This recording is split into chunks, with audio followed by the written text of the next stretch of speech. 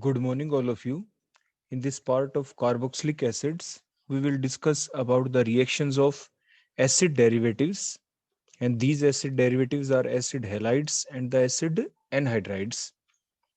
तो सबसे पहले हम ये देखेंगे कि हमारे जो डिफरेंट एसिड डेरिवेटिव्स हैं कौन कौन से, जैसे एसिड क्लोराइड। आमतौर पे हम जो एसिड हेलाइड है, जब हम रिएक्टिविटी ऑर्डर को एक्सप्लेन करें तो हेलोजन को हम Cl ही लेके चलते हैं। तो acid chloride, next one is acid anhydride, then carboxylic acid भी हमने साथ ले लिया कंपैरिजन की फॉर्म में, esters and the acid amides. हम इन सभी के अंदर देखेंगे कि न्यूक्लियोफिलिक सब्स्टिट्यूशन रिएक्शन किस में इजीली होगी। तो न्यूक्लियोफिलिक सब्स्टिट्यूशन रिएक्शन इनमें चलती ही क्यों है, सबसे पहले तो हमें यही पता होना जरूरी है। आप इन सभी कंपाउंड्स के अंदर देखें, इन सभी के अंदर आप देखेंगे तो एक कार्बोनिल ग्रुप आपको दिख रहा है, C डबल बॉन्ड O। तो जो कार्बोनिल ग्रुप आपको दिख रहा है यहाँ पे, तो उस कार्बोनिल ग्रुप वाले कार्बन के ऊपर बोलो कैसा चार्ज होगा, स्लाइट पॉजिटिव चार्ज, और ऑक्सीजन के ऊपर स्लाइट नेगेटिव चार्ज होगा। In all of the cases, चाहे आप कोई भी देखें, सभी के अंदर आप स्लाइट पॉजिटिव और स्लाइट नेगेटिव चार्ज लगा सकते हैं इस टाइप से। एस्टर में भी आप इसी टाइप से कार्बन के ऊपर slight positive charge, carbonyl group वाले कार्बन पे, ऑक्सीजन पे नेगेटिव चार्ज। अब उसके बाद नेक्स्ट पॉइंट ये आ जाता है कि न्यूक्लियोफिलिक रिएक्शन क्यों चली, क्योंकि हर एक के अंदर जो सेंट्रल कार्बन एटम है, कार्बोनिल ग्रुप वाला कार्बन, उसके ऊपर बोलो कैसा चार्ज है, उसके ऊपर है पॉजिटिव चार्ज। तो इसलिए पॉजिटिव के ऊपर कौन अटैक करेगा, nucleophile. So the nucleophilic reaction takes place. फिर क्वेश्चन ये आता है कि यहाँ पे तो डबल बॉन्ड भी है, तो न्यूक्लियोफिलिक एडिशन दिखानी चाहिए। बिल्कुल ऐसा ही होता है, जिन कंपाउंडों के अंदर आपके कार्बोनिल ग्रुप होता है वो न्यूक्लियोफिलिक एडिशन रिएक्शन ही दिखाते हैं, like in aldehyde and ketones. लेकिन आमतौर के ऊपर यहाँ पे जो आपके एसिड डेरिवेटिव्स होते हैं या कार्बोक्सिलिक एसिड होते हैं, उनके अंदर ऐसा नहीं हो पाता। उसका रीजन क्या है, रीजन ये है कि इन सभी के अंदर आप देखें, देखो एसिडमाइड से स्टार्ट करते, देखो इधर हम नाइट्रोजन के ऊपर बोलो क्या है, यहाँ पे लोन पेयर है, और ये जो लोन पेयर है नाइट्रोजन के पास, ये किसके साथ कंजुगेशन में है, डबल बॉन्ड के साथ। So due to the involvement of that lone pair of nitrogen atom in conjugation, देखो ऐसे, तो जिसकी वजह से क्या होगा, देखो अगर लोन पेयर ये इधर डोनेट कर देगा तो कार्बन के ऊपर जो स्लाइट पॉजिटिव चार्ज था वो डिमिनिशेस हो जाएगा, वो थोड़ा खत्म हो जाएगा, जिसकी वजह से अब इसका जो इलेक्ट्रोफिलिक नेचर है कार्बोनिल ग्रुप वाले कार्बन का वो नहीं रहेगा, और जिसकी वजह से इसके ऊपर न्यूक्लियोफाइल भी आराम से अटैक नहीं कर पाएगा। और देखो इस कार्बन के अब कितने बॉन्ड हो गए, 5 बॉन्ड, देखो जब लोन पे डोनेट करता है, और उसके बाद दोनों इलेक्ट्रॉन हमें आगे शिफ्ट करने पड़ गए, मींस रेजोनेंस चल पड़ी इसके अंदर। वही रेजोनेंस ऑक्सीजन के केस में भी चलेगी, देखो यहाँ पे, देखो ये ऑक्सीजन है यहाँ पे, इसके पास भी दो दो लोन पेयर है, तो ये भी देखो ऐसे रेजोनेंस में इन्वॉल्व हो जाएंगे इसके लोन पेयर। कार्बन की वैलेंसी 4 ही होती है, अब देखो 5 हो गई एक नया बॉन्ड बनने से, तो पाई इलेक्ट्रॉन वीक बॉन्ड होते हैं, इसलिए इन्हीं को आगे शिफ्ट करना पड़ेगा। लेकिन आप ये जानते हैं कि नाइट्रोजन इज लेस इलेक्ट्रोनेगेटिव, तो जो नाइट्रोजन है इसके लोन पेयर देखो ज्यादा इन्वॉल्व होंगे रेजोनेंस में। तो इसीलिए जो पॉजिटिव चार्ज है कार्बन के ऊपर, जो स्लाइट पॉजिटिव चार्ज है, वो ज्यादा फिनिश हो जाएगा, ज्यादा डिमिनिशेस हो जाएगा। अगर हम OH का देखें तो ऑक्सीजन भी बोलो क्या कर रहा है यहाँ पे, इसके पास लोन पेयर है, ये भी अपने लोन पेयर को डोनेट करेगा, क्या करेगा बोलो, लोन पेयर को डोनेट करेगा, लेकिन OR से कम, क्योंकि जो OR है इसका जो प्लस आर इफेक्ट है ये ज्यादा है, और OH का प्लस आर इफेक्ट कम होगा, क्योंकि यहाँ पे साथ में आपका R ग्रुप भी लग गया जिसका प्लस आई इंडक्टिव इफेक्ट होता है, तो दोनों का ही इलेक्ट्रॉन रिलीजिंग नेचर बढ़ गया। यहाँ पे क्या हुआ, जो कार्बोनिल वाला ग्रुप है इसके ऊपर देखो, ये जो ग्रुप लगा हुआ है इधर देखो, इसके ऊपर तो लोन पेयर ठीक है, और ये अपने रेजोनेंस में इन्वॉल्व होंगे, इस टाइप से इलेक्ट्रोफिलिक नेचर इसका कम हो जाएगा कार्बोनिल ग्रुप का। लेकिन साथ के साथ देखो ये जो दूसरा ग्रुप है, देखो ये जो इतना पार्ट लगा हुआ है, इसका इलेक्ट्रॉन विड्रॉइंग नेचर है, इसका कैसा नेचर है बोलो, इलेक्ट्रॉन विड्रॉइंग। तो लोन पेयर तो दे रहा है, लेकिन ये इलेक्ट्रॉन विड्रॉइंग नेचर भी है इसके अंदर, तो इसीलिए ये जो ऑक्सीजन है अपने लोन पेयर इतने ज्यादा कार्बोनिल ग्रुप की तरफ नहीं दे पाएगा। और यहाँ पे तो है ही क्या, जो क्लोरीन है इसके पास लोन पेयर तो है, but these lone pair are present in 3p orbitals, और कार्बन की तरफ जो ऑर्बिटल है जो ये पाई बॉन्डिंग में इन्वॉल्व है, देखो जो हम यहाँ पे देना चाहते हैं, ये अपने लोन पेयर नहीं दे पाएगा। क्यों, उसका रीजन मैंने बताया कि जो ये लोन पेयर है क्लोरीन के ऊपर जो प्रेजेंट है, these lone pair electrons are present in these lone pair electrons are present in 3p orbital. अगर आप कॉन्फ़िगरेशन देखेंगे अगर आप कॉन्फ़िगरेशन देखते हैं तो थर्ड शेल के अंदर होते हैं ये लोन पेयर इलेक्ट्रॉन्स। और इन सभी में देखें जो क्लोरीन है, आप जानते हैं पीरियोडिक टेबल में it is A third period element. देखो सबसे फर्स्ट पीरियड तो कौन होता है, हाइड्रोजन और हीलियम होता है एक एंड के ऊपर। देखो अगर आप ऐसे देखते हैं इस एंड के ऊपर हाइड्रोजन है, इस एंड के ऊपर बोलो कौन होता है आपका हीलियम। फिर उसके बाद इसके बाद लिथियम आता है, फिर कौन आता है बोलो बेरिलियम। उसके बाद कौन आता है बोलो यहाँ पे boron, carbon, nitrogen, oxygen, fluorine and neon. अब ध्यान से देखें तो ये तो आपके फर्स्ट पीरियड एलिमेंट है, इनके अंदर एक ही शेल होती है। ये सेकंड पीरियड एलिमेंट है, इनके अंदर सेकंड शेल भी आ जाती है। उसके बाद हमारा जो थर्ड पीरियड आता है जिसके अंदर थर्ड शेल आ जाती है, उसमें कौन है, देखो यहाँ पे फ्लोरीन के नीचे बोलो कौन आ जाता है, यहाँ पे क्लोरीन। यही हम आपको बता रहे थे। आप सभी देखे जो लोन पेयर डोनेट करे, देखो नाइट्रोजन, नाइट्रोजन कहाँ पे है, it is A second period element. और जिसकी तरफ वो इलेक्ट्रॉन जा रहे हैं यहाँ पे वो अगले कार्बन है, carbon is also a second period element. तो जो लोन पेयर है ये इजिली नाइट्रोजन दे पाएगा, क्योंकि लोन पेयर देने का मतलब यहाँ पे ये है कि पहले जो बॉन्ड बना हुआ देखो सिग्मा बॉन्ड है, नेक्स्ट बॉन्ड कैसा बनने वाला है सिग्मा के बाद, यहाँ पे देखो ये मल्टीपल बॉन्ड बनेगा, यहाँ पे डबल बॉन्ड बनेगा कार्बन नाइट्रोजन के बीच। वो साइडवेज ओवरलैपिंग से बनता है। साइडवेज ओवरलैपिंग किसके बीच होगी, नाइट्रोजन का एक तो ऑर्बिटल होगा जिसमें लोन पेयर है, और दूसरा यहाँ पे कार्बन का ऑर्बिटल होगा, दोनों के 2p ऑर्बिटल हो जाते हैं। तो जो कार्बन का जो ऑर्बिटल है बोलो यहाँ पे वो कौन होगा 2p, और नाइट्रोजन का भी ऑर्बिटल बोलो कौन होगा ये 2p, जिनके बीच ये साइडवेज ओवरलैपिंग बड़ी आराम से हो जाएगी।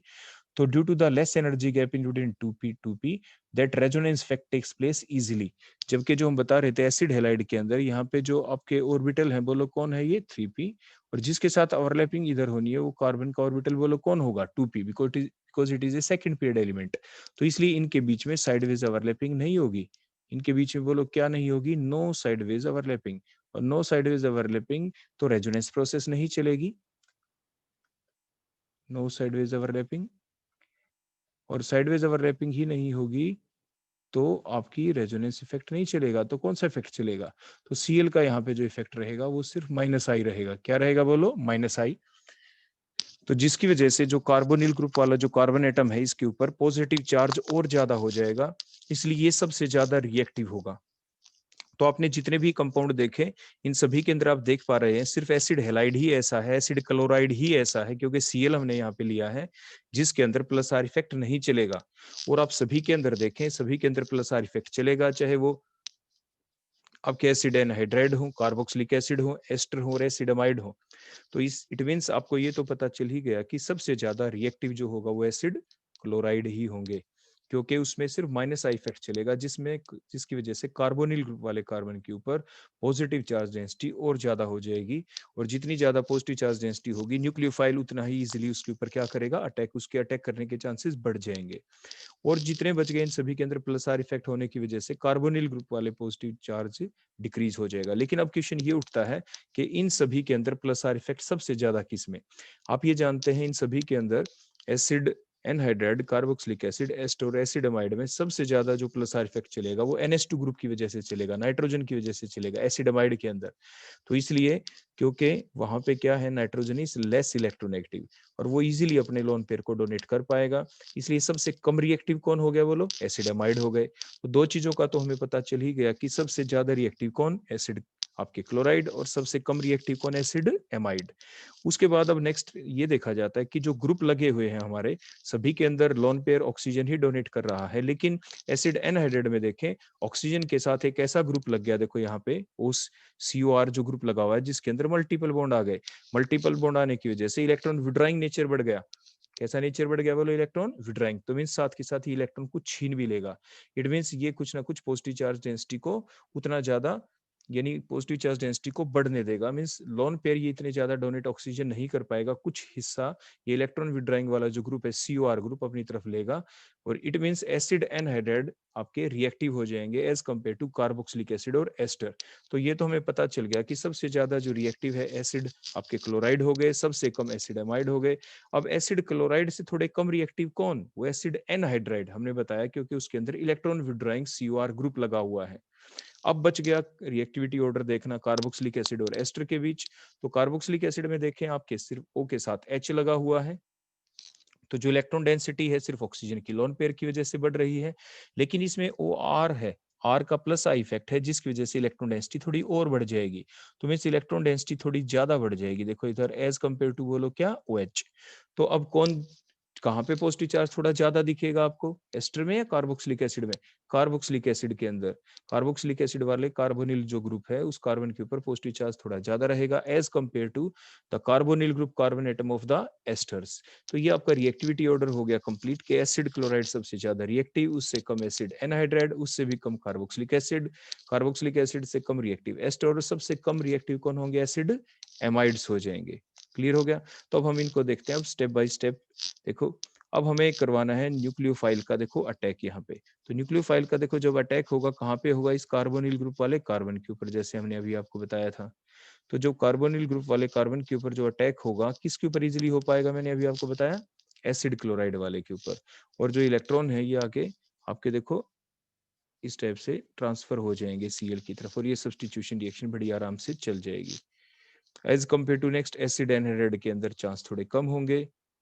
उसके बाद कार्बोक्सिलिक एसिड के चांस और भी कम होंगे उसके अंदर न्यूक्लियोफाइल के अटैक करने के, उससे भी कम एस्टर के अंदर, और सबसे कम किसके अंदर होंगे बोलो? आपके एसिड अमाइड के अंदर जो न्यूक्लियोफाइल आपका अटैक करेगा। क्लियर हो गया? अब क्वेश्चन ये आता है कि इसको और दूसरे तरीके से कैसे हम एक्सप्लेन कर सकते हैं? एक वे और भी है इसको एक्सप्लेन करने का, वो क्या? देखो अब इन सभी के अंदर देखो ये तो हमने देख ही लिया न्यूक्लियोफाइल किसमें इजिली अटैक करेगा। अब अटैक करने के बाद निकला कौन? आपके एसिड क्लोराइड के अंदर से जो रिलीव हुआ वो हुआ Cl नेगेटिव। आपके जो एसिड एनहाइड्राइड है उसके अंदर से जो रिलीव हुआ वो कौन हुआ? RCOO negative. और कार्बोक्सिलिक एसिड के अंदर से अगर रिलीव होगा जो आपका जो लिविंग न्यूक्लियोफाइल है वो कौन होगा? OH negative. एस्टर के अंदर से जो निकलेगा वो कौन होगा बोलो? OR negative. देखो और एसिडमाइड में से कौन निकलेगा? NH2 negative. अगर आप इन सभी को भी देखें तो बेसिसिटी किसकी सबसे कम और किसकी सबसे ज्यादा? आप ब्रोस्टेड एसिड बेस कॉन्सेप्ट की वजह से जानते हैं कि अगर आप बड़े ध्यान से देखें कि जो Cl है इन सभी के अंदर H पॉजिटिव डालो तो आपको दिख रहा है कि ये Cl कहाँ से आया? ये आया होगा HCl का पार्ट है। अगर सभी में हम H पॉजिटिव डाल दें ब्रोस्टेड कॉन्सेप्ट के अनुसार, तो इसमें भी H डाल देंगे तो क्या बनेगा? RCOH। इसमें भी डाल देंगे तो बोलो क्या बनेगा? वाटर। इसमें भी डाल देंगे तो बोलो कौन बनेगा? एल्कोहल। इसमें डाल देंगे तो बोलो कौन बनेगा? अमोनिया। क्लियर हो गया आपका? तो इन सभी में आप जानते हैं कि सबसे ज्यादा स्ट्रॉन्ग एसिड कौन है? HCl स्ट्रॉन्ग एसिड है। HCl बोलो क्या है? Strong acid. तो इसका स्ट्रॉन्ग एसिड है तो इसका बेस क्या होगा? सबसे ज्यादा वीक। देखो ये सबसे ज्यादा वीक है। और स्ट्रॉन्ग बेस कौन हुआ बोलो? ये आपका NH3 ये स्ट्रॉन्गर बेस है। स्ट्रॉन्गर बोलो क्या? ये एसिडिक नेचर इसका नहीं है। तो इस टाइप से आपने देखा कि जो बेसिसिटी ऑर्डर है लिविंग ग्रुप का, Cl negative is less than RCO negative, is less than OH negative, is less than RO negative, is less than NH2 negative। आप बेसिसिटी ऑर्डर के बेसिस के ऊपर भी इसको बता सकते, नहीं तो रियल जो इसका जवाब था वो वही था जो मैंने आपको पहले बता चुके हैं कि न्यूक्लियोफाइल अटैक वहां पे करता है जिस कार्बोनिल ग्रुप वाले कार्बन एटम के ऊपर सबसे ज्यादा कैसा चार्ज हो बोलो? पॉजिटिव चार्ज हो। और वो हमने बताया उनके इफेक्ट के बेसिस के ऊपर कि किसके अंदर जो इलेक्ट्रॉन विड्राइंग जो ग्रुप लगा हुआ है किसके अंदर स्ट्रॉन्ग है, किसके अंदर कम है, किस में प्लस आर इफेक्ट ज्यादा चलेगा, किस में प्लस आर इफेक्ट कम चलेगा। आ गई बात समझ में? तो इस तरह से जो रिएक्टिविटी ऑर्डर हुआ बताओ हमारा क्या हुआ? Acid chloride are more reactive than acid anhydride, are more reactive than आपकी carboxylic acid, are more reactive than esters, are more reactive than बोलो क्या? Acid amides. तो ये हमने रिएक्टिविटी ऑर्डर देखा डिफरेंट एसिड डेरिवेटिव्स, और बीच में साथ के साथ हमने इंक्लूड किया कार्बोक्सिलिक एसिड को भी। अब नेक्स्ट हमारा क्वेश्चन आ जाता है कि एसिटाइल क्लोराइड और बेंजोइल क्लोराइड ले लें तो कौन ज्यादा रिएक्टिव होगा? देखो एक साइड में हमने एसिटाइल क्लोराइड ले लिया जो एसिटो ग्रुप होता है, CH3CO is called the aceto group, so it is commonly called as acetyl chloride. और आईपैक नेम देखे तो इसका होगा 2 कार्बन है तो इथेनॉयल क्लोराइड। क्या होगा? Ethane oil, OYL oil chloride. दूसरा हमने ले लिया बेंजोइल क्लोराइड। अब इसमें देखना है कि कौन ज्यादा रिएक्टिव होगा, किसमें ये न्यूक्लियोफिलिक सब्स्टिट्यूशन रिएक्शन इजीली चलेगी। तो अगर हम देखें कि जो एसिटाइल क्लोराइड है उसमें जो CH3 ग्रुप लगा हुआ है इसका प्लस आई इफेक्ट है, तो प्लस आई इफेक्ट से क्या होगा? इलेक्ट्रॉन रिलीजिंग इफेक्ट है। इलेक्ट्रॉन रिलीजिंग इफेक्ट से क्या होगा?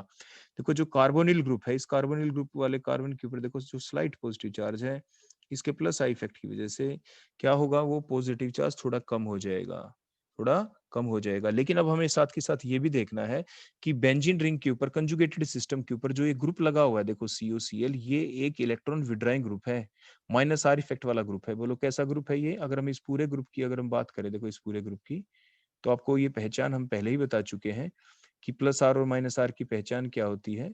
तो बेंजीन रिंग के ऊपर कोई भी ऐसा ग्रुप जिसमें जो बेंजीन रिंग से डायरेक्टली अटैच एटम उसने अगर डबल बॉन्ड बना रखा है तो माइनस आर इफेक्ट वाला ग्रुप होता है, इलेक्ट्रॉन को छीनेगा। तो देखो क्या होगा, बेंजीन रिंग के देखो ये डबल कार्बोनिल ग्रुप वाला कार्बन का जो डबल बॉन्ड है बेंजीन रिंग वाले डबल बॉन्ड से ऑल्टरनेटिवली प्रेजेंट है, इट मींस कंजुगेशन में है। तो क्या होगा, और इसका इफेक्ट माइनस आर है, तो जिसकी वजह से क्या होगा कि ये दोनों इलेक्ट्रॉन देखो बेंजीन के देखो इधर शिफ्ट हो जाएंगे, देखो यहाँ पे डबल बॉन्ड आ जाएगा और ये इधर आ जाएंगे। मीन्स ये एक हिसाब से प्लस आर इफेक्ट शो कर रहा है। बेंजीन रिंग बोलो कैसा इफेक्ट शो कर रहा है, बोलो यहाँ पे प्लस आर। बेंजीन रिंग कैसा शो कर रहा है, बोलो प्लस आर। और CH3 यहाँ पे बोलो कैसा शो कर रहा था, plus I. Which is stronger one, आप पहले से जानते हैं जो रेजोनेंस इफेक्ट होता है it is a stronger effect than the inductive effect, क्योंकि इंडक्टिव इफेक्ट में जो डिस्पर्सल होता है इलेक्ट्रॉन का वो सिग्मा बॉन्ड के इलेक्ट्रॉन्स का होता है, देखो सिग्मा बॉन्ड के थ्रू होता है, यानी कम डिस्पर्सल हो पाएगा। यानी पॉजिटिव चार्ज ये डिमिनिशेस तो करेगा CH3 group plus I effect से, लेकिन ये कम कर पाएगा क्योंकि कम डिस्पर्सल होगा, क्योंकि plus I effect is the weaker effect. और यहाँ पे जो आपके जो पॉजिटिव चार्ज है देखो कार्बोनिल ग्रुप वाले कार्बन एटम का, देखो यहाँ पे वो आपका to a large extent diminishes हो जाएगा, क्योंकि इलेक्ट्रॉन जल्दी जल्दी दे रहा है ये आपके, क्योंकि यहाँ पे पाई इलेक्ट्रॉन की इन्वॉल्वमेंट हो रही है, ये स्ट्रॉन्गर इफेक्ट है। तो जो ये आपका ग्रुप है, ये जो बेंजीन रिंग लगा हुआ है क्योंकि इलेक्ट्रॉन दे रहा है कार्बोनिल ग्रुप की तरफ, तो बोलो कैसा आपको इसका इफेक्ट दिखाई दिया, प्लस आर इफेक्ट हो गया, इसका इलेक्ट्रॉन दे रहा है ये उधर कार्बोनिल ग्रुप वाले कार्बन की तरफ। तो इसलिए पॉजिटिव चार्ज डेंसिटी इसके ऊपर से तो बिल्कुल ही फिनिश हो जाएगी। तो बताओ पॉजिटिव चार्ज डेंसिटी कहाँ पे कम फिनिश हुई, कहाँ पे ज्यादा। CH3 ग्रुप ने इलेक्ट्रॉन कम दिए तो कार्बन के ऊपर पॉजिटिव चार्ज अभी बचा रहेगा। बेंजीन रिंग जो आपका बेंजीन रिंग है उसने प्लस आर इफेक्ट से ज्यादा इलेक्ट्रॉन दिए तो उसका पॉजिटिव चार्ज बहुत ही ना के बराबर बचेगा। तो इसलिए न्यूक्लियोफाइल एसिटाइल क्लोराइड में जल्दी अटैक करेगा as compare to benzoyl chloride.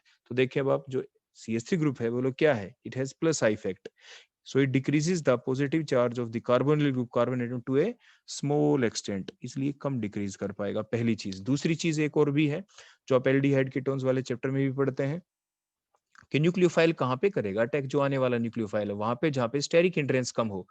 तो ये जो CH3 ग्रुप है, दूसरी बात क्या है कि ये बल्कि ग्रुप नहीं है, छोटा ग्रुप है। और जो बेंजीन रिंग है वो लोग क्या है, ये एक बल्कि ग्रुप है, देखो बड़ा ग्रुप है।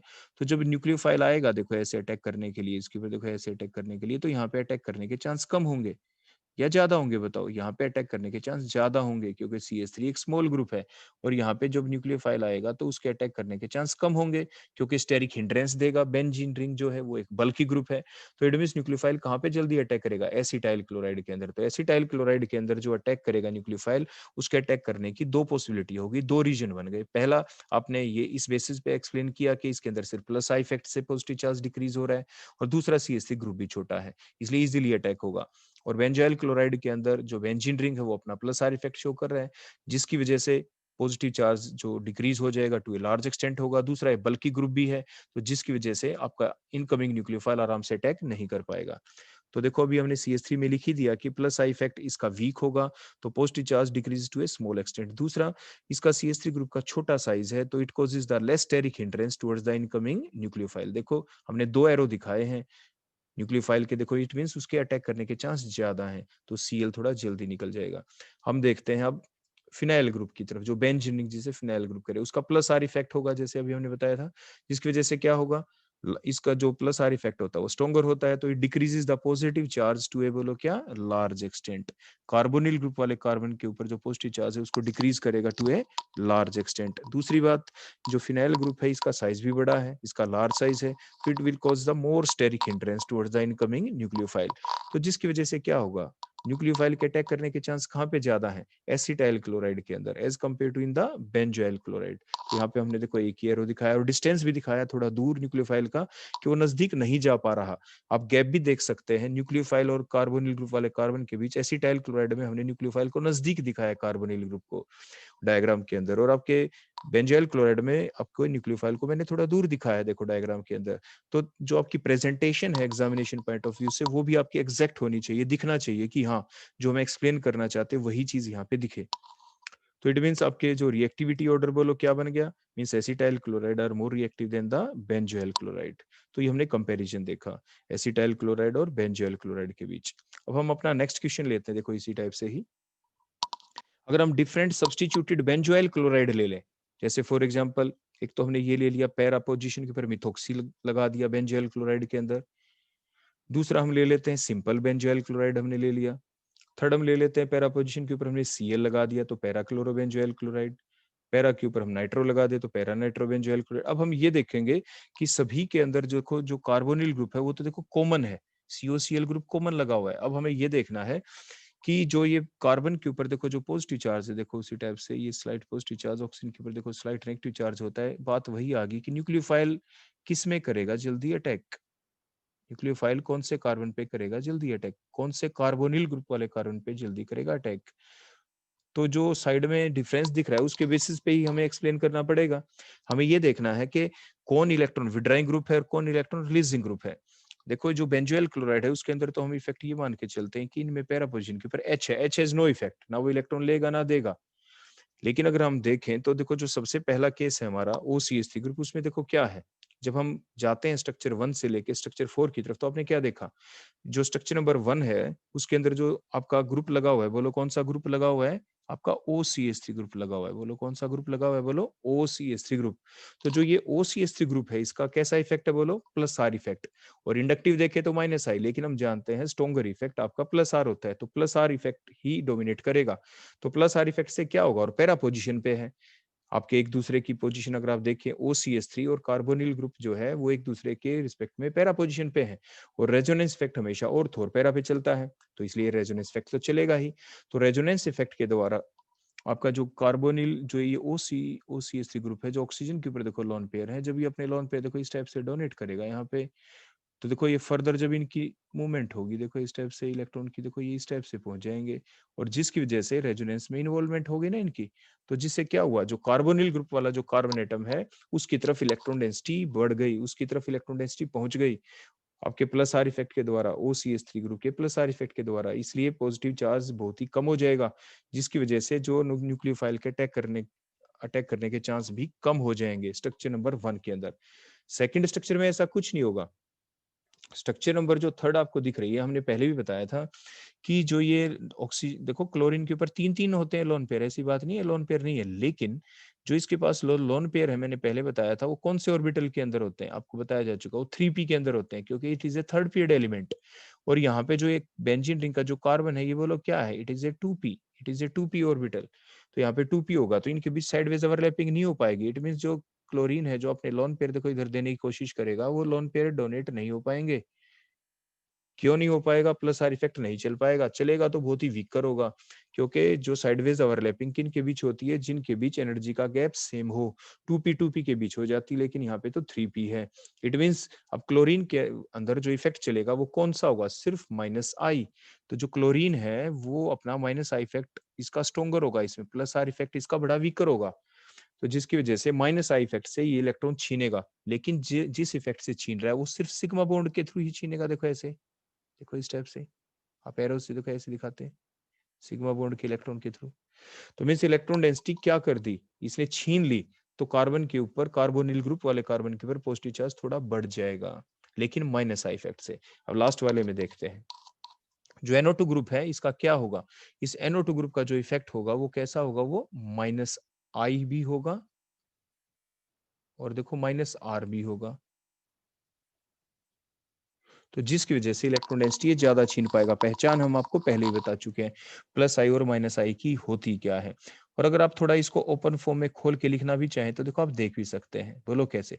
देखो NO2 की स्ट्रक्चर कैसी होती है, N डबल बॉन्ड हो देखो इस टाइप से, और एक होता है इसमें कोऑर्डिनेट बॉन्ड देखो इस टाइप से, तो होगा क्या, देखो हो गया ना नाइट्रोजन के साथ डबल बॉन्ड, हमने पहचान यही बताई थी, बेंजीन रिंग के ऊपर जो ग्रुप लगा होता है अगर उसमें डबल बॉन्ड आ जाए तो minus I minus are effect show करता है। तो देखो क्या हुआ, ये दोनों इलेक्ट्रॉन देखो बेंजीन रिंग के अब इसकी तरफ आएंगे, देखो इधर, ये इधर आएंगे, देखो छीनेगा ये इधर आ गए तो देखो इस कार्बन के बॉन्ड कम हो जाएंगे, तो देखो ये इलेक्ट्रॉन इधर आ जाएंगे, देखो ये इधर, देखो इस टाइप से आ गई ना बात समझ में, ये इधर आ जाएंगे देखो इस टाइप से, मीन्स ये इलेक्ट्रॉन छीन रहा है, इसका इलेक्ट्रॉन विड्राइंग ग्रुप है। देखो जब इसने इलेक्ट्रॉन छीने इधर से, तो जिसकी वजह से कार्बोनिल ग्रुप वाले कार्बन एटम के ऊपर पॉजिटिव चार्ज डेंसिटी बोलो क्या हो जाएगी आपकी, इंक्रीज हो जाएगी।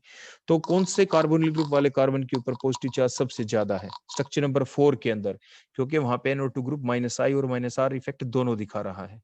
क्लियर हो गया। तो इस टाइप से आपने देखा कि सबसे ज्यादा जो रिएक्टिव आपको कौन दिख रहा है, स्ट्रक्चर नंबर 4, उसके बाद स्ट्रक्चर नंबर 3, फिर स्ट्रक्चर नंबर 2, फिर स्ट्रक्चर नंबर 1। तो सबसे इजीली अटैक न्यूक्लियोफाइल किस में करेगा, स्ट्रक्चर नंबर 4 के अंदर। तो आप देखिए स्टेप बाय स्टेप कि on moving from structure 1 to structure 4, in the structure number 1 the plus R effect OCH3 group decreases the positive charge। वो लोग डिक्रीज करेगा या इंक्रीज करेगा, ये पॉजिटिव चार्ज वहां पे इंक्रीज नहीं हो पाएगा, उसको डिक्रीज कर रहा है क्योंकि इलेक्ट्रॉन दे रहा है। स्ट्रक्चर नंबर 2 में H atom has no effect. Structure number 3 में देखे तो क्या था, स्ट्रक्चर नंबर 3 में बोलो क्या है, जो माइनस आई इफेक्ट है आपके Cl का, बोलो कि कैसा इफेक्ट है, बोलो Cl का माइनस आई इफेक्ट, जैसे कि मैंने अभी आपके सामने एक्सप्लेन कर दिया था कि किस वजह से आपका माइनस आई इसके अंदर चलेगा और प्लस आर क्यों नहीं चल पाएगा, अभी मैंने बता दिया। तो the minus I effect Cl group increases the positive charge to a small extent. Positive charge तो बढ़ जाएगा कार्बोनिल ग्रुप पे क्योंकि माइनस आई इफेक्ट, लेकिन टू ए स्मॉल एक्सटेंट। और यहाँ पे क्या होगा स्ट्रक्चर नंबर 4 के अंदर, इन structure number 4 the minus I and minus are effect चलेगा NO2 का, और जिसकी वजह से बोलो क्या हो जाएगा, the positive charge increases on the carbonyl group carbon atom to a large extent.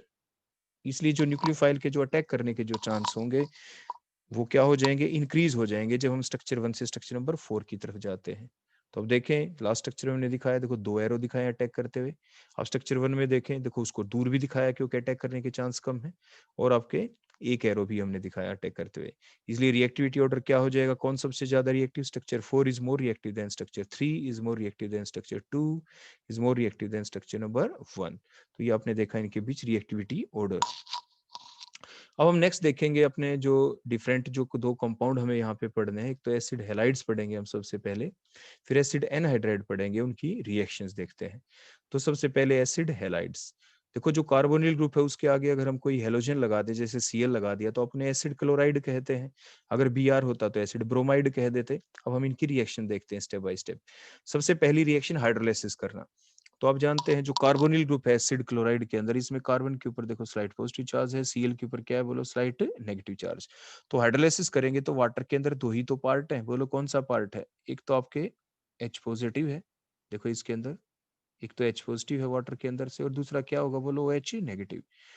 तो सिंपल थ्योरी है आपकी कि opposite charges attract each other. तो जब हाइड्रोलाइसिस होगी तो जो Cl नेगेटिव पार्ट है तो उसके साथ कौन आ जाएगा, वाटर का H पॉजिटिव। तो साइड प्रोडक्ट क्या निकल गया, HCl, और यहाँ पे क्या लग गया, OH, तो मींस कार्बोक्सिलिक एसिड बन गए। लेकिन साइड प्रोडक्ट क्योंकि HCl बना है, हम चाहें कि रिएक्शन और जल्दी फॉरवर्ड डायरेक्शन में चले तो वो तब चलेगी जब HCl को हम साथ के साथ रिप्लेस करते चले जाएं।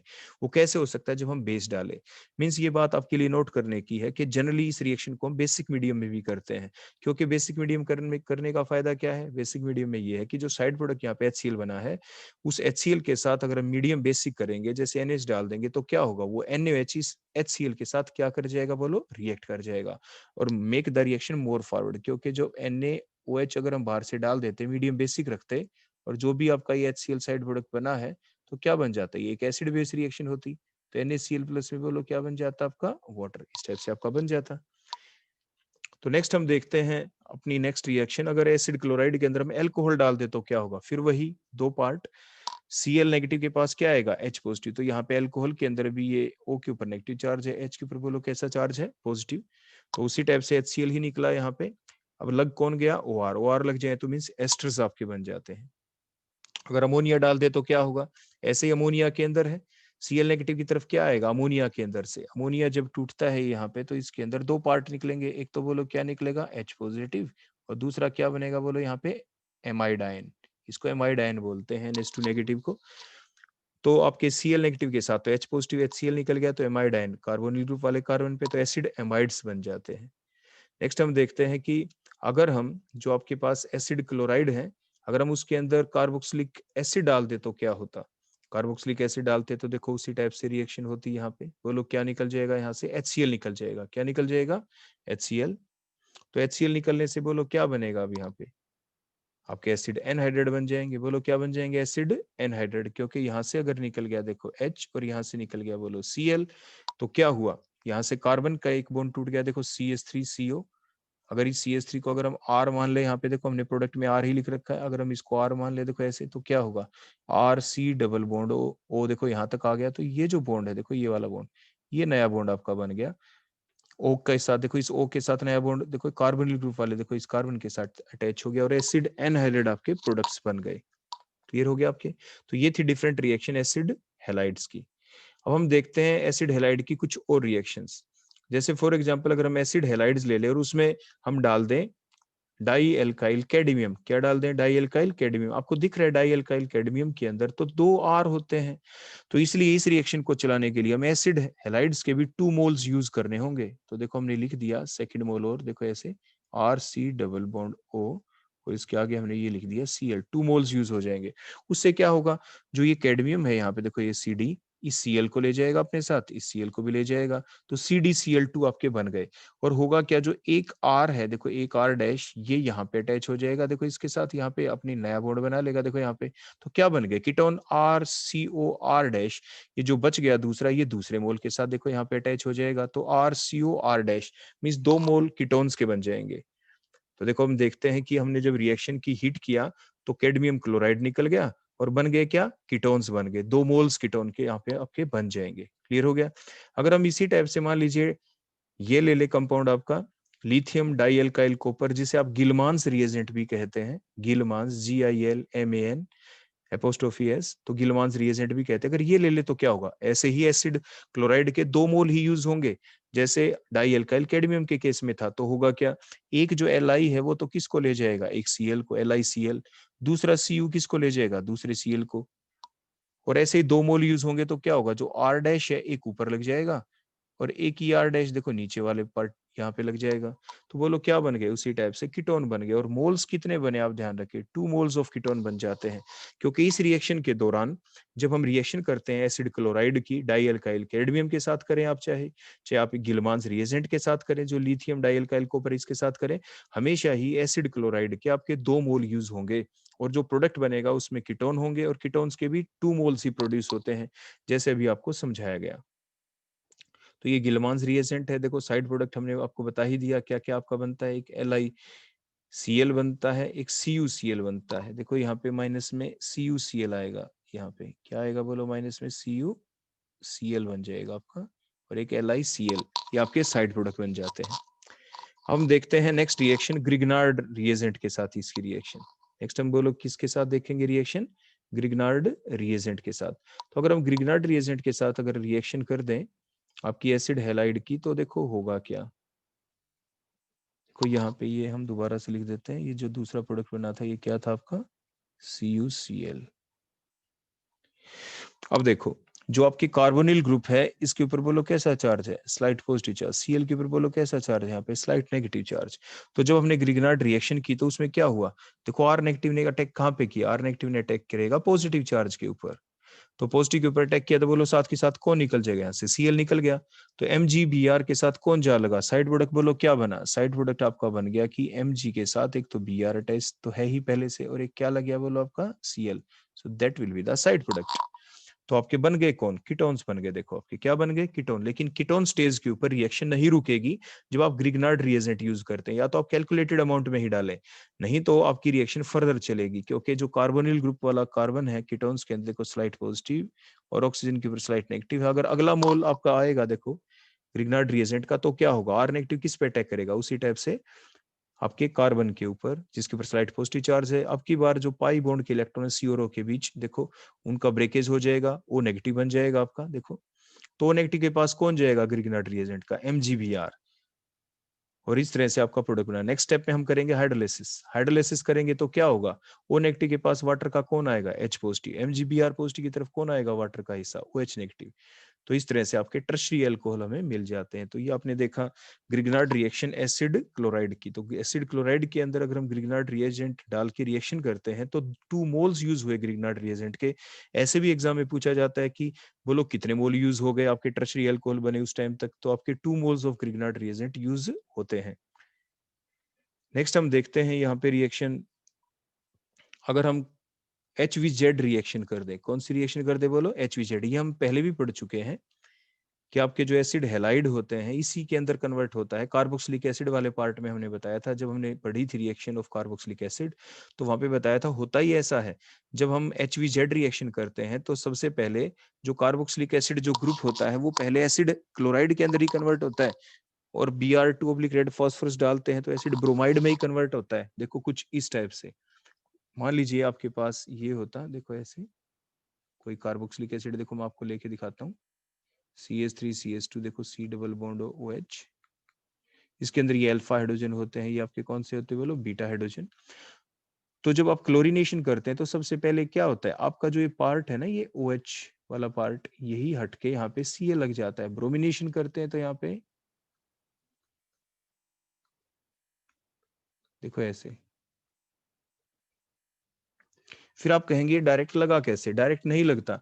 हमने आपको पहले ही सिखाया था कि सबसे पहले क्या करता है, जो रेड फास्फोरस होता है उसका फंक्शन होता है यहाँ पे, जो रेड फास्फोरस होता है ये आपके Cl2 के साथ रिएक्ट करता है या Br2 के साथ रिएक्ट करता है, और रिएक्ट करके ये यहाँ पे कन्वर्ट हो जाता है PCl3 के अंदर।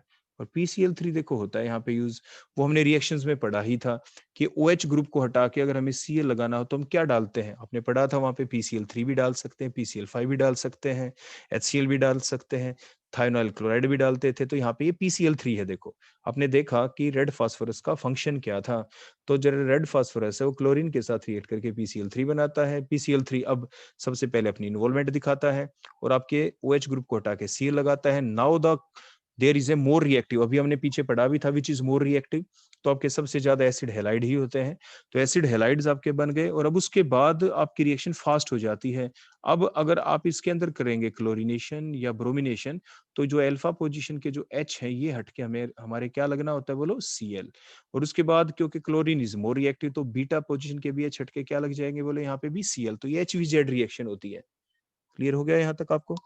तो अब हम देखते हैं, देखो अपनी रिएक्शन, मान लीजिए R की वैल्यू CH3 होती और फिर हम ये रिएक्शन करते, देखो R की जगह हमने क्या कहा, मान लीजिए R की जगह क्या होता है, CH3। ऊपर मैंने जैसे इथाइल ग्रुप आपको लेके समझाया, तो क्या हुआ अगर हम 1 मोल ही डाल देंगे Cl2 का तो क्या होगा, तो देखो आपके यहाँ पे अल्फा जो हाइड्रोजन थे उसका एक H हट गया और बोलो कौन लग गया वहां पे, Cl। And so on, full explanation हम पहले ही HVZ रिएक्शन के दौरान आपको बता चुके हैं। तो ये एक तरह से HVZ रिएक्शन ही है।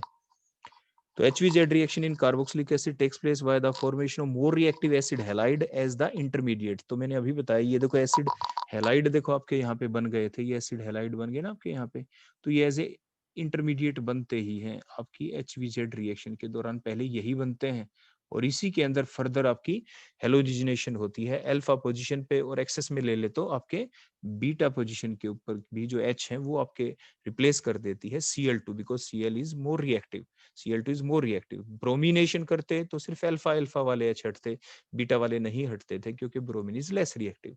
क्लियर हो गया आपका? इसके बाद नेक्स्ट हम देखते हैं कि अगर हम ये कंपाउंड डाल दें H2, हाइड्रोजनेशन कर दें हम, लेकिन किसकी प्रेजेंस में, इन प्रेजेंस ऑफ PDBaSO4 और सल्फर। सल्फर क्या है, ये एक पॉइजनिंग एजेंट होता है जो क्या करता है, जो पैलेडियम जो कैटलिस्ट का काम कर रहे हैं यहाँ पे, जो डी ब्लॉक एलिमेंट है उसकी रिएक्टिविटी को डिक्रीज करता है।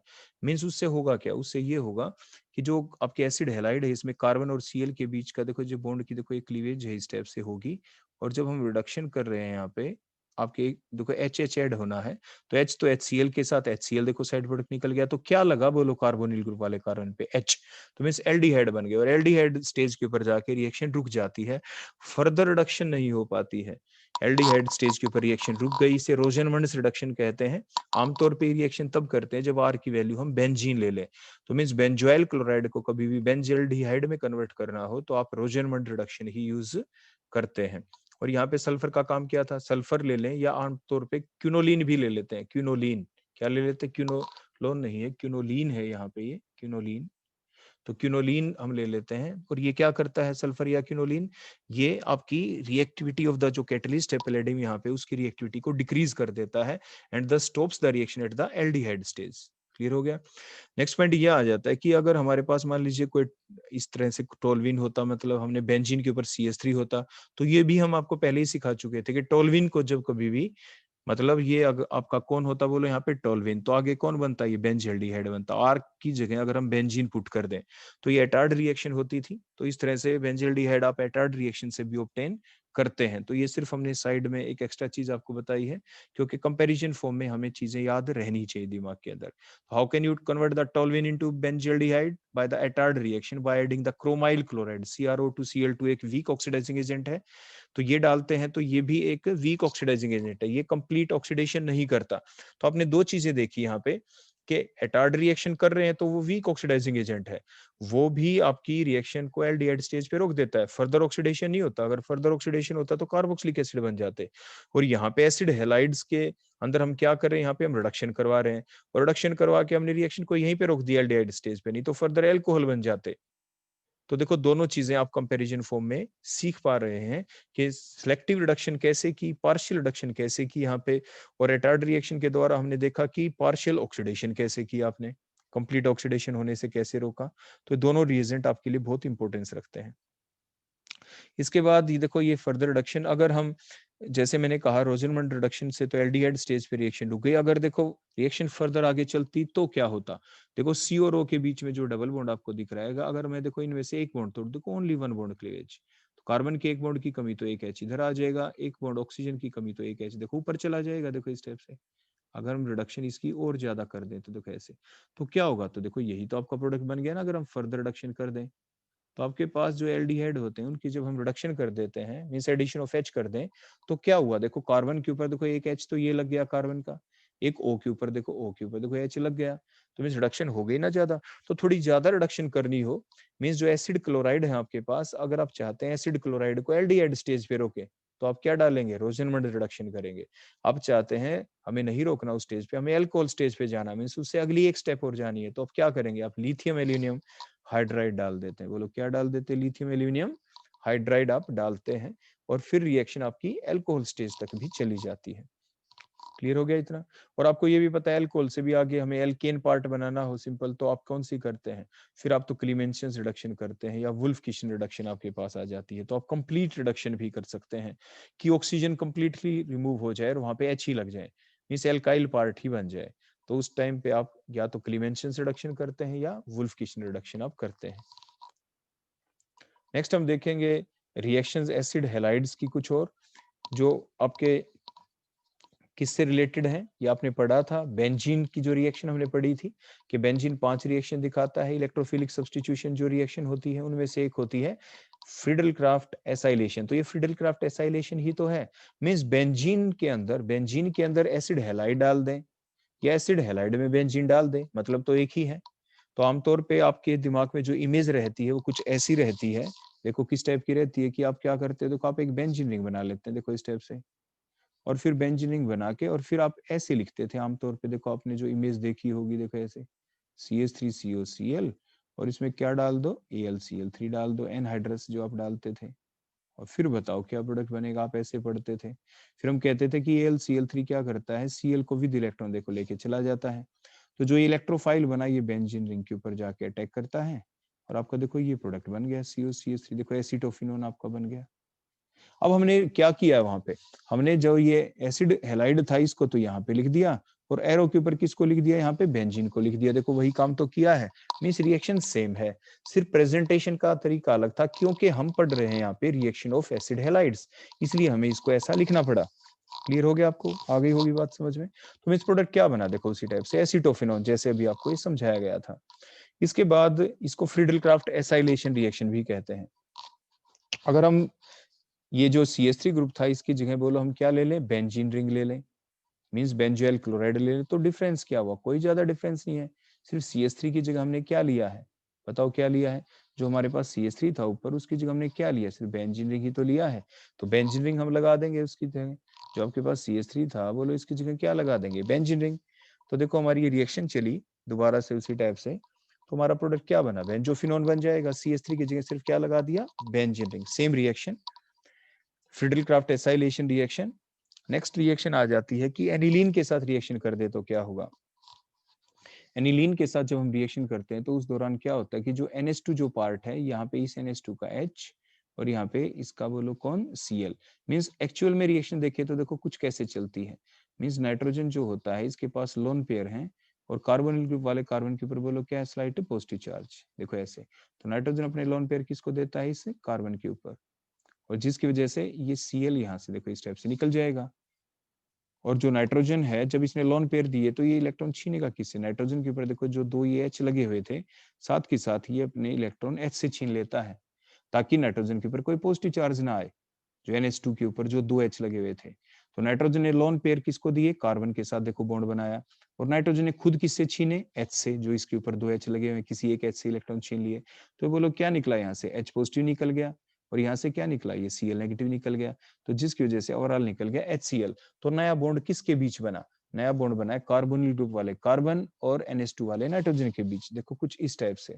तो बेंजीन के ऊपर देखो NH2 ग्रुप लगा हुआ था, एक H हट गया, तो नाइट्रोजन का नया बॉन्ड देखो ये किसके साथ बना है, बोलो ये नया बॉन्ड बना है कार्बोनिल ग्रुप वाले कार्बन के साथ। इसको कहेंगे एसिड एनिलाइड, क्योंकि ये एसिटो ग्रुप है। बोलो कौन सा ग्रुप है ये, aceto group. So it is called acid anilide. तो एनिलाइड ग्रुप होता है ये आपका। तो सिमिलरली अगर हम ये सेम रिएक्शन बेंजोइल क्लोराइड के साथ कर दे तो क्या हो, जो नीचे हमने ले रखा है, तो ये हो गया आपकी वही सेम फ्रीडल क्राफ्ट रिएक्शन है।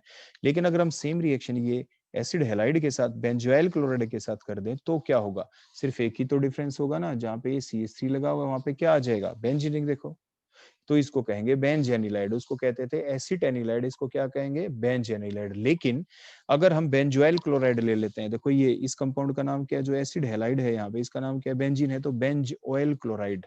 Now that reaction has a specific name, इसका एक पर्टिकुलर नेम है, इसको कहते हैं स्कोटन बोमान रिएक्शन। इसे आप क्या कहते हैं, स्कोटन बोमान रिएक्शन। जो स्कोटन बोमान रिएक्शन है, ये जो साइंटिस्ट थे स्कोटन और बोमान, इन्होंने जो रिएक्शन करके देखी, ये दो कंपाउंडों के साथ की थी। एक तो अभी आपने देख लिया NH2, और दूसरा इन्होंने किया था देखो फिनोल के साथ। फिनोल के साथ भी बिल्कुल सेम रिएक्शन होगी, देखो उसी टाइप से, कि जो ये आपका ऑक्सीजन है जिसके पास देखो ये लोन पेयर है, ये कार्बन जिसके ऊपर बोलो कैसा चार्ज है यहाँ पे, पॉजिटिव चार्ज, देखो उसी टाइप से।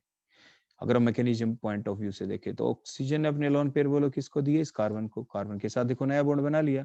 और जो OH देखो ये H लगा हुआ है, देखो ये हमने थोड़ा खोल के लिख के दिखाया देखो इसको। तो ऑक्सीजन अपने लोन पेयर देता है तो साथ के साथ H से देखो ऐसे छीन भी लेता है। जब ऑक्सीजन अपने लोन पेयर कार्बोनिल ग्रुप वाले कार्बन को दिए तो देखो कार्बन के पहले से 4 बॉन्ड थे यहाँ पे। अब बॉन्ड इलेक्ट्रॉन देने का मतलब है नया बॉन्ड बनना, तो इसलिए Cl दोनों इलेक्ट्रॉन लेके देखो निकल गया यहाँ से। यहाँ से Cl नेगेटिव निकला और OH वाला देखो यहाँ से H ये पॉजिटिव फॉर्म के अंदर निकला है। तो साइड प्रोडक्ट क्या निकलेगा, उसी टाइप से HCl। तो नया बॉन्ड किसके बीच बना, नया बॉन्ड बना फिनोल वाले ऑक्सीजन का कार्बोनिल ग्रुप के साथ। तो देखो ये बन गया आपके जो बेंजीन, जो फिनोल वाला ऑक्सीजन था, देखो इसका नया बॉन्ड देखो कार्बन ग्रुप वाले कार्बन के साथ बन गया। तो इसको क्या कहते हैं, देखो ये आपका बेंजोइक एसिड था। देखो अगर हम इसको छुपा लें, देखो अगर इस पार्ट को हम हाइड कर दें तो कौन था ये, COO। O के आगे जो R है, ये R कौन है, ये फिनाइल ग्रुप है, तो इसलिए इसको बोला फिनाइल। और ये कौन सा पार्ट है, ये था बेंजोइक एसिड वाला पार्ट, ये बेंजीन COOH, H होता अगर फिनाइल ना होता तो इसलिए बेंजोएट। तो ये एस्टर बन गया आपके, बोलो कौन बन गया, ये आपका एस्टर बन गए। तो आपने देखा ये भी आपकी स्कोटन बोमान रिएक्शन ही है, इसका नाम भी बोलो क्या है यहाँ पे, स्कोटन बोमान रिएक्शन। तो स्कोटन बोमान रिएक्शन जो रिएक्शन की वो किस में की, एक तो एनिलीन के केस में और दूसरा फिनोल के केस के अंदर। तो एनिलीन के केस में बेंजेनिलाइड बनता है और आपके फिनोल के केस में फिनाइल बेंजोएट बनता है। Both are the Schotten Baumann reaction. अब हम नेक्स्ट देखेंगे हमारी कुछ रिएक्शन एसिड एनहाइड्राइड्स की। तो जो एसिड एनहाइड्राइड देखो फंक्शनल ग्रुप ऐसा होता है जिसमें दो दो कार्बोनिल ग्रुप होते हैं, they are attached with each other via the oxygen atom. तो ये एसिड एनहाइड्राइड होते हैं। एनहाइड्राइड इसलिए क्योंकि by the loss of water बनते हैं। अगर दो कार्बोक्सिलिक एसिड के मॉलिक्यूल हो और उनमें से आप कोई डिहाइड्रेटिंग एजेंट डाल के वाटर लॉस करवा देते हैं, जो आपने पहले पढ़ा था प्रिपरेशन ऑफ एसिड एनहाइड्राइड में, तो आप ये पहले ही देख चुके हैं। तो अब हम इनकी रिएक्शन देखेंगे। अगर हम इसमें हाइड्रोलाइसिस कर दे तो क्या होगा, हाइड्रोलाइसिस करेंगे तो देखो उसी टाइप से ही कार्बन के ऊपर देखो स्लाइड पॉजिटिव चार्ज, ऑक्सीजन के ऊपर देखो स्लाइड नेगेटिव चार्ज, कहीं से यहाँ से बॉन्ड की क्लीवेज हो गई। नेगेटिव की तरफ आपके O नेगेटिव, देखो O स्लाइट नेगेटिव लिखा है, इधर वाटर का H पॉजिटिव पार्ट आएगा, जो पॉजिटिव लिखा है कार्बन के ऊपर उधर OH नेगेटिव आ जाएगा। तो क्या बने, कार्बोक्सिलिक एसिड के 2 मोल्स। तो क्या मिले, 2 moles of carboxylic acid. Clear हो गया। तो इसे हाइड्रोलाइसिस कहेंगे क्योंकि आपने वाटर डाला। अगर हम क्या डाल दें, एल्कोहल, तो एल्कोहोलाइसिस कह देंगे, एल्कोहोलाइसिस कह देंगे। तो इसमें क्या होगा, जैसे वाटर में क्या आया था, H पॉजिटिव और OH नेगेटिव। अब इसमें डिफरेंस क्या है, जहां पे आपने ये OH नेगेटिव लगाया था, देखो ये OH नेगेटिव, अब OH नेगेटिव की जगह बोलो क्या आ जाएगा, यहाँ पे आ जाएगा OR नेगेटिव। बस इतना ही तो फर्क होगा। OR नेगेटिव दूसरी जगह तो H पॉजिटिव ही रहेगा, क्योंकि OR नेगेटिव होता है और H क्या होता है, बोलो इसके अंदर भी है पॉजिटिव, OR नेगेटिव होता है H पॉजिटिव। तो क्या बने, दो चीज बन गई, एक तो एस्टर बन गए देखो RCOOR, और दूसरे क्या बने, कार्बोक्सिलिक एसिड। तो इसको कहेंगे एल्कोहोलाइसिस। क्या कहेंगे, क्योंकि एल्कोहल डाला है आपने। सिमिलरली अगर अमोनिया डाल दे तो क्या होगा, अमोनिया डाल दें तो अमोनिया के अंदर भी देखो दो पार्ट होते हैं, कौन से दो पार्ट होते हैं बोलो? अगर अमोनिया डाल दे, देखो अमोनिया डाला, माइनस नहीं है यहाँ पे, हमने क्या डाला है बोलो? अमोनिया डाला है। तो अमोनिया के अंदर दो पार्ट कौन कौन से होंगे उसी टाइप से बताओ? एक तो H पॉजिटिव और दूसरा NH2 नेगेटिव। तो एक साइड में तो देखो ये क्लीवेज हमने दिखाई रखी है, O स्लाइट नेगेटिव की तरफ H पॉजिटिव, और दूसरी साइड में बोलो क्या आ जाएगा यहाँ पे? NH2 negative. तो एक तो एसिडमाइड बन गए और दूसरे कार्बोक्सिलिक एसिड बन गए। तो क्योंकि अमोनिया डाला है तो अमोनोलाइसिस कह देंगे। क्या कह देंगे इसको? अमोनोलाइसिस कह। लाइसिस का मतलब ब्रेकेज, लाइसिस का मतलब टूटना। तो कार्बन और ऑक्सीजन के बीच का जो बॉन्ड है वो टूट जाता है, इसलिए लाइसिस है। पानी डालने से टूटे, हाइड्रोलाइसिस। अल्कोहल डालने से टूटे, अल्कोहोलाइसिस। अमोनिया डालने से टूटे तो अमोनोलाइसिस। तो लाइसिस मींस ब्रेकिंग। अगर आप सिंपल HX डाल दें, कोई भी HCl माइनस नहीं है, HX डाल दें तो क्या होगा उसी टाइप से? फिर वही बात कि जो एसिड एनहाइड्रेट है उसके अंदर देखो H पॉजिटिव तो O स्लाइट नेगेटिव की तरफ आ गया, दूसरा बच गया वो लोग कौन यहाँ पे? X negative. X नेगेटिव इधर आ गए थे तो कार्बोक्सिलिक एसिड ही बन गए, और दूसरे कौन बन गए? एसिड हैलाइड्स बन गए। तो ये थी रिएक्शन आपकी एसिड एनहाइड्राइड्स की बेसिक रिएक्शन। उसके बाद हम देखेंगे कुछ और रिएक्शन एसिड एनहाइड्राइड की। अगर हम एसिड एनहाइड्राइड में क्या डाल दें? कोई ना कोई देखो रिड्यूसिंग एजेंट डाल देते हैं, जैसे लिथियम एल्यूमिनियम हाइड्राइड, तो क्या होगा? उसी टाइप से आपकी रिडक्शन होगी तो एल्कोहल्स ही बनने होते हैं। क्या बनेंगे बोलो? आपके एल्कोहल्स। क्योंकि हमें क्या अटैच किया बोलो यहाँ पे? H। अगर हम वही सेम रिएक्शन देखें, आप ये भी आपको बता दें एक चीज और, जब आप फ्रीडल क्राफ्ट एल्काइलेशन या एसाइलेशन रिएक्शन जब करते हैं, तो जो आपने एसिड हैलाइड लिया था, तो एसिड हैलाइड से ज्यादा अच्छा एसिड एनहाइड्राइड को माना जाता है। फिर आप कहेंगे कि जो एसिड क्लोराइड है वो तो ज्यादा अच्छे होने चाहिए because they are more reactive. यही तो उसकी लिमिटेशन बन जाती है, मीन्स हम रिएक्शन को कंट्रोल नहीं कर पाते। तो मीन्स जब कभी भी आपको फ्रीडल क्राफ्ट एसाइलेशन रिएक्शन करनी हो और कंट्रोल्ड वे में करनी हो, देखो मैं आपको फिर वही चीज यहाँ पे देखो सिखा रहा हूँ कि बेंजीन रिंग है, और बेंजीन रिंग के ऊपर हम क्या डालते थे बोलो? यहाँ पे आपको ध्यान हम दिला दें, CH3COCl, देखो जो भी हमने पीछे पढ़ा था। और क्या डालते थे? AlCl3 anhydrous. लेकिन ये जो एसिड आपके क्लोराइड हैं, they are more reactive, they are more reactive. हमने पीछे पढ़ा भी था रिएक्टिविटी ऑर्डर। तो मीन्स अनकंट्रोल्ड वे में रिएक्शन कई बार चली जाती है, तो उसको थोड़ा कंट्रोल्ड वे में चलाने के लिए, ताकि रिएक्शन थोड़ी स्लो हो जाए, थोड़ी ये भी नहीं कि बहुत ज्यादा स्लो हो जाती है, मीन्स कंट्रोल्ड वे में चले, और जिससे हम उसकी रेट ऑफ रिएक्शन को भी मेजर कर पाए। तो उस वक्त हम जो एसाइलेशन रिएक्शन करने के लिए जिस रिएजेंट को हम प्रेफर करते हैं एसिटाइल क्लोराइड की बजाय, वो आपके एसिटिक एनहाइड्राइड कहे जाते हैं। तो ये पेपर में पूछा जाता है, why the acid anhydrides are preferred over the acid chloride during the Friedel Crafts acylation reaction? तो हम यही कहते हैं कि एसिड जो क्लोराइड होते हैं, they are more reactive, so the reaction takes place in the uncontrolled way. So to make the reaction to takes place in the more controlled way, we use slightly less reactive acid acetic anhydride. और वो आमतौर पे acid anhydride में भी acetic anhydride हम use करते हैं। Clear हो गया आपके? तो देखो हमने उसी टाइप से देखो रिएक्शन की, और वही देखो आपके बेंजीन रिंग के ऊपर देखो हमें यही पार्ट लगाना था आपके एसीटो ग्रुप। बोलो कौन सा पार्ट आपका? Aceto part. तो आपका लग गया, एसीटोफिनोन बन गया आपका। फ्रीडल क्राफ्ट एसाइलेशन रिएक्शन ही है। और जैसे मैंने आपको बताया कि एसिड एनहाइड्राइड को क्यों प्रेफर किया जाता है as a acylating agent, because the acylation reaction with acid chloride are very fast and are very difficult to control, और उनको कंट्रोल करना मुश्किल होता है। सिमिलरली देखो ये सेम रिएक्शन है जो भी हमने एसिड क्लोराइड के केस में भी पढ़ी थी आपकी। अगर NH2 ले ले तो क्या होगा? उसी टाइप से रिएक्शन होगी आपकी। NH2 का जो देखो यहाँ से जब क्लीवेज होगी, देखो यहाँ से, तो इधर तो क्या आएगा? NH2 का देखो H आके कार्बोक्सिलिक एसिड बन जाएंगे, और उसी टाइप से क्या बन गया? Acid anilide. क्या बन गया? Acid anilide. और यहाँ पे देखो जो आपके साइड प्रोडक्ट आपके जो निकला यहाँ से, देखो ये जो साइड प्रोडक्ट निकला, बोलो क्या निकला? CH3CO है ना। तो यहाँ पे बोलो हमारा क्या निकल जाएगा? यहाँ पे CH3COOH, CH3COOH आपका साइड प्रोडक्ट निकल जाएगा यहाँ पे। आ गई बात समझ में? क्या बन जाएगा बोलो आपका साइड प्रोडक्ट में? देखो दोबारा लिखता हूँ, साइड प्रोडक्ट आपका बनेगा यहाँ पे CH3COOH।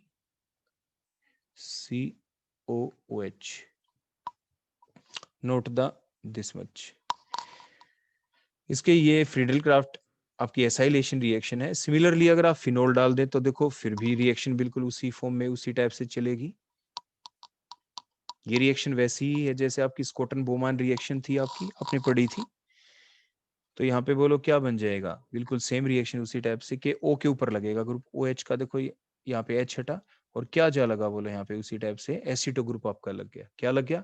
एसिटो group. Simple pure benzene लिया तो बेंजीन के ऊपर देखो एसिटो ग्रुप लग गया। आपने फिनोल लिया तो फिनोल का देखो बेंजीन रिंग का क्या हटा बोलो, बेंजीन रिंग के ऊपर क्या लगा हुआ था देखो H, तो बेंजीन रिंग का H हटके COCH3 ग्रुप लग गया। फिनोल लिया तो फिनोल का H हटके उसके ऊपर COCH3 ग्रुप लग गया। आपने एनिलीन लिया NH2 तो उसका H हटके वहां पे देखो COCH3 ग्रुप लग गया। तो सभी के अंदर रिएक्शन आपकी सेम चली है उसी टाइप से। तो all are Friedel Crafts acylation reaction. तो ये थी डिफरेंट एसाइलेशन रिएक्शन आपकी एसिड एनहाइड्राइड्स की। तो आपने फुल डिटेल देखी सभी की। तो अब हम नेक्स्ट रिएक्शन और देखते हैं। अगर मान लीजिए आपके पास कार्बोक्सिलिक एसिड होता तो आप क्या करते? आपको एक नया एनहाइड्राइड बनाना होता तो आप क्या करते? तो हम ऐसा करते कि 2 मोल ले लेते। आप देखो कार्बोक्सिलिक एसिड के देखो ऐसे। और अभी मैंने बताया जो एसिटिक एनहाइड्राइड, आप ध्यान रखना, acetic anhydride is also a very good dehydrating agent. ये एक बहुत ही अच्छा डिहाइड्रेटिंग एजेंट भी है। काफी रिएक्शन में इसको यूज किया जाता है। तो अगर आप 2 सेपरेट कार्बोक्सिलिक एसिड ले रहे, देखो मैंने अलग से लेके दिखाया है, ब्लू कलर से लिख रखा RCOH RCOH, तो क्या होगा? वाटर लॉस हो जाएगा। देखो यहाँ से ये H2O, देखो H2O निकल गया यहाँ से। तो बन गए क्या? आपके 2 कार्बोक्सिलिक एसिड के अंदर से वाटर निकल जाए तो एसिड एनहाइड्राइड बनते हैं। एक नया हायर एसिड एनहाइड्राइड बन गए। बोलो कौन बन गए? These are the higher acid anhydride. यहाँ पे R की वैल्यू वही CH3 नहीं है। एसिटिक एनहाइड्राइड को तो हम यूज कर रहे हैं एज ए डिहाइड्रेटिंग एजेंट। सारे एसिड एनहाइड्राइड आपके डिहाइड्रेटिंग एजेंट का काम नहीं करते हैं। जो सबसे प्रेफरेबल जो हम यूज करते हैं वो आपका एसिटिक एनहाइड्राइड ही होता है। तो acetic anhydride is a very good dehydrating agent, so it is used for the preparation of higher acid anhydride from the carboxylic acid. तो ये थी आपकी सारी रिएक्शंस एसिड क्लोराइड की और एसिड एनहाइड्राइड्स की। Thank you.